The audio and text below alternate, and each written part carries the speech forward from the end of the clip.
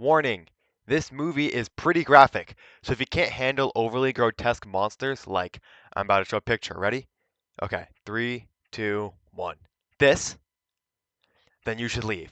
However, if you can handle that, then you should be good for the rest of the video. Horror movies. You either love them or you hate them. But either way, we've all watched at least one. Friday the 13th, Scream, The Blair Witch Project, and so many other movies, all trying to scare as many people as they can for generations. The genre has changed so significantly over the years, and if you look at the most successful horror movies released within different time periods, you'll discover a trend. Different movies within different eras all tend to take advantage of what people are scared of in that current moment.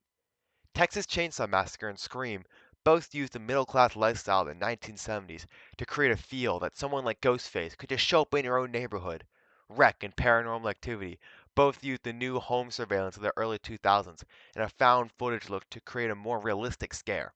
Era by era, directors have been trying to capitalize on the common person's fears to create a truly terrifying movie.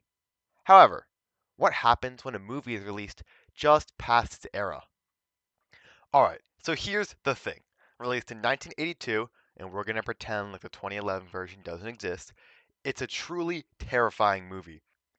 With some of the best special effects of the 80s, it focuses on a team of 12 American scientists in the remote Antarctic who found a frozen alien that had been released by another team of Norwegian scientists. The alien entered their camp as a dog, but it's quickly revealed that the thing can change form. The thing slowly starts cloning the group, creating perfect replicas, and causing the once close-knit group of scientists to almost immediately lose all trust in each other. As the cast continues to accuse and blame each other, the thing slowly takes out each character until the cast decides to destroy their camp, leaving only two characters left in the cold Arctic, with the possibility of one of them still being the Thing. Ooh, scary. The movie is mainly built on a big fear of mistrust and horror that even someone you knew so well could be horrible. This fear was highly prominent in the 50s, with the Red Scare still being in full swing.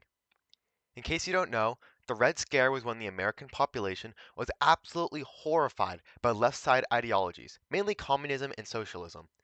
In the 50s, it was revealed that there were Soviet spies in America, meaning that you could have been talking to an evil communist spy and you never would have known. This fear would be further heightened by politicians like Senator Joseph McCarthy, who claimed that the State Department is infested with communists.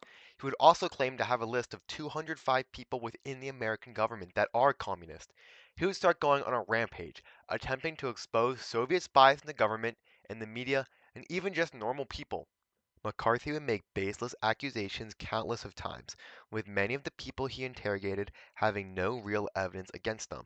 These baseless accusations he made out of fear of being with communists is the exact same as the accusations the crew makes once they find out that one of them could be the Thing in the movie.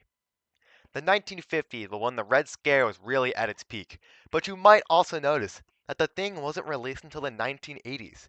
And in the 80s, the landscape was completely different. The 80s was going to be the new dawn of America. It was an era filled with hope, bright colors, and media that inspired all. The Miracle on Ice, where America beat the Soviets in the 1980 Winter Olympics in a crazy upset, Ronald Reagan, MTV, and even movies like E.T. and Back to the Future were more family-centered movies that really represented what the era was, a rebuilding of America. And the Thing, well, the Thing definitely wasn't an inspiring movie. Its themes of mistrust, overly grotesque monster designs, vulgar language, and a lack of happy ending caused it to be received horribly in the 80s. Critics from the New York Times and Time magazine would call the movie repulsive and foolish depressing. And Alan Spencer from Starlog magazine would state that John Carpenter's The Thing smells, and it smells pretty bad. It has no pace, sloppy continuity, zero humor, bland characters on top of being totally devoid of either warmth or humanity. It's my contention that John Carpenter was never meant to direct a science fiction horror movie. Here are some things he'd be better suited to direct: traffic accidents, train wrecks, and public floggings. Most movies attempt to capitalize on the fears of a current generation, but The Thing arrived fashionably late to its era. It was counterculture to the 80s, meaning the movie was ultimately rejected and seen as John Carpenter's biggest failure. However, Although The Thing was received horribly in the 80s, in later years it would soon be known as one of the most iconic science fiction horror films of all time. After the end of the Cold War, many people would learn to love the Alien movie, as after the rise of the 80s, people would grow to love the dark atmosphere, gritty main cast, and message of mistrust, perfectly representing the Cold War era as a whole. Even the movie's main characters has a line that perfectly encapsulates how everyone felt by the end of the Red Scare and the Cold War as a whole.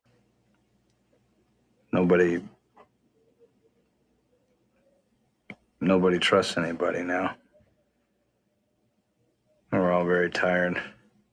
Just like the Alien, The Thing shifted reputation many times.